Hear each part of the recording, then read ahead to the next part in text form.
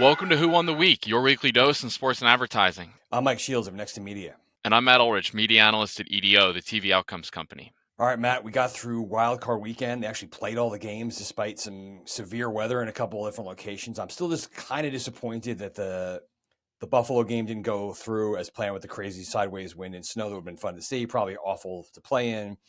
Um, it was a remarkable weekend for a couple of reasons. I enjoyed it thoroughly as a Giant fan. Everything I could have wanted to happen happened. The Eagles and Cowboys upset. It's when you have nothing to live for but other people's pain. It worked out really well. But I guess the bigger story has to be the huge numbers we're seeing for Peacock, right? I guess you take it all with a little bit of a grain of salt because there are local numbers in there, I believe, and it's hard to know how many people are going to stick around. But pretty enormous audience, and they had kind of everything working in their favor, right? They had Mahomes, they had extreme weather, a lot of curiosity, and just the marquee and Taylor Swift there, and the snow hat. I mean, it was everything. But what'd you make of that? I'd love to get into some of the advertising that struck with you. Yeah, there were 23 million viewers, so it was the most streamed NFL game ever. We had the Taylor Swift, the custom 87 like fur jacket and the frozen mustache on the coach, and it's perfect to get like a record audience. And I mean, it's still way lower than like 40 million for the next day for the Cowboys Packers game, but for a streaming platform, I think everyone was very impressed. NBC had 3 games that we can see. Saw a lot of those, a lot of NBC ads on like Toyota, all those NBC affiliated brands throughout. I really liked how NBC in the earlier game before the Peacock, they just started out with just a ton of Peacock promos. It was like the $5.99 per month, or 50% off on an annual subscription. So I'm really curious to see how many subscriptions NBC drove with the promos. It's Yep. like that chart that we showed a few weeks ago with like subscriptions for a streaming service. It would be awesome to see, what did Peacock drive, um, or NBC drive through Peacock with these games. Yeah, because I have a couple of thoughts on that. This could Peacock has sort of been the also ran of the streaming services, and could this actually turn the thing around? Is it like a one time moment, a special set of circumstances, or are they going to keep a decent chunk of those viewers and really change the trajectory of that app?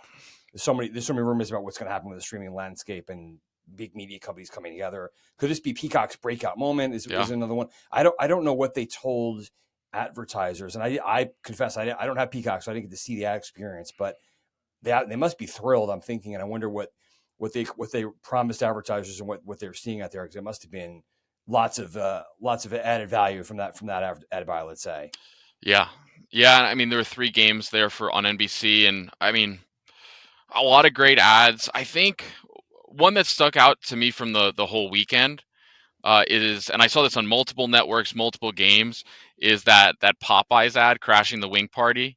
So, it's like this build up to, they've already announced Popeyes is going to have a Super Bowl commercial, and they say it's probably going to be in the first quarter. So they're going to try to get like a bunch of, just wings orders across the country. And so they're leading into this big Super Bowl moment that they're hoping for with crashing the wing party. So they have 5 flavors of wings, and they did these specialty wings like the sweet and spicy, or like ghost pepper, and now once they've had success with these specialty wings, the commercial is announcing now they just have regular hot wings and other flavors. And I thought that commercial just timed with the playoffs and leading up to the Super Bowl. I thought that was a really just smart placement of the ad, and I think the ad is very appetizing, and it makes you want to put an order in.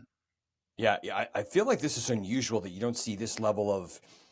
I'm going to be in the Super Bowl, and I'm going to do like a build up to the Super Bowl with other advertising, almost making that an event leading up to the event. So I wonder I wonder if you're going to see that in the engagement numbers pay off for them over time. Yeah, we'll see what they go for with the Super Bowl. Like, is it going to be the same spot, or are they going to do a variation where maybe is there like a special Super Bowl offer that Yeah, that they put on there? yeah. Because I kind of want Popeyes now for the game now that we keep talking about Yeah, this. Matt, I believe we have a special guest this week. we do. So we've brought on Rebecca Sandidge from EDO's brand partnerships team, and I know she is going to talk about women's sports. Hey, Rebecca. Hey, thanks for having me. Excited to talk to you because it's a pretty interesting time for women's sports. You're seeing a Yeah. lot of different things trend in the right direction, including in an area where rights deals are sort of up in the air and everyone and getting pricier. Several women's sports leagues have struck impressive increases versus the last time they were on television. You're starting to see some real traction for women's soccer. Obviously, the WNBA has been around for a long time. What is Yeah. striking you in terms of the data that you're seeing that folks should be paying attention to? Yeah, I mean, you're absolutely right. There's a lot of excitement surrounding women's sports, and this really comes off the heel of 2023, which was the year of women and, music and entertainment with Taylor Swift and Barbie and Beyonce, like really driving some pretty engaged audiences. And that's certainly building up in women's sports as well. So take the WNBA. You mentioned it's been around for 20 years.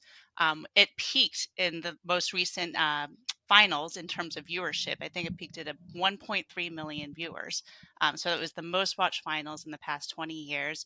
And what's really interesting to me is that it's not just that the audiences are swelling, it's that people are more engaged with the content. The average ad effectiveness in the finals this year was up 30% over last year. So I think this is just such an important data point for advertisers that really signifies, how important the WNBA has become. Yeah, and you're right. I think the numbers have been going the right, but I feel like people this year also know that it was a great matchup. The last finals, people Yeah, know the names more, and they're in the zeitgeist much more than they used to be. Those athletes, and of course, are we remiss to not bring up college basketball? I I wonder know. if we're Caitlin going to Clark, see the man. same. Caitlin Clark mania is really full on effect, and she's phenomenal, and she's had that insane winning shot recently. And I wonder what kind of traction you're seeing there. What we're going to see as March approaches with that, and advertisers have to be jumping on that in ways they never have before.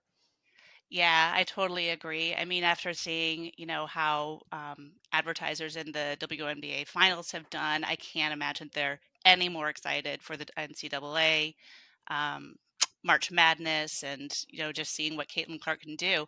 And then you take like the WNBA draft. I think there's still like some questions about whether she will declare. I personally think that she will. Yeah. And I think that's just going to carry over into the summer, into the Olympics, and just create even more momentum with women's sports. Are you seeing brands like there's you said the engagement numbers are up? Are they doing Yeah. special stuff for these women's sports? Do you think we're going to start seeing more custom engagements where they're really trying to take advantage of this unique engagement we're seeing? Yeah, I think we absolutely might. I mean, looking at who's been doing really well in women's sports, it's not just the traditional, female-oriented brands. We're actually seeing a lot of success for brands that cater to a more traditionally male audience. So, take Old Spice, for example. They aired a lot in the WNBA this year, 47 times, I think it was, and they outperformed the average brand in the WNBA by 134%. So we're definitely seeing some kind of outside the box brands doing really well in women's sports, finding new audiences there. So I wouldn't be surprised at all if we kind of see some more and more, unique brands, unique takes, unique ways to really take advantage of the increased audience sizes and the increased engagement that we're seeing on Yeah, and those then diversity of audiences. audience, like you mentioned, the broadening, which is was something that brands are going to want to jump on with. The Yeah. as it gets harder to reach people, anything live, anything with growth is going to attract their attention. So it should be fascinating. Yeah. And then we have the Olympics here too. I mean, we'll see what Simone can do. Yep. Um, Women's beach volleyball is really popular. So I think that we're really just getting started this year. Yeah, the time zone for the first time in a little while is a little better for the U.S. audience, so that should be Yeah. fun to watch and see if how that Yeah. progresses. Yeah. Great stuff, Rebecca. Matt, where can folks learn more?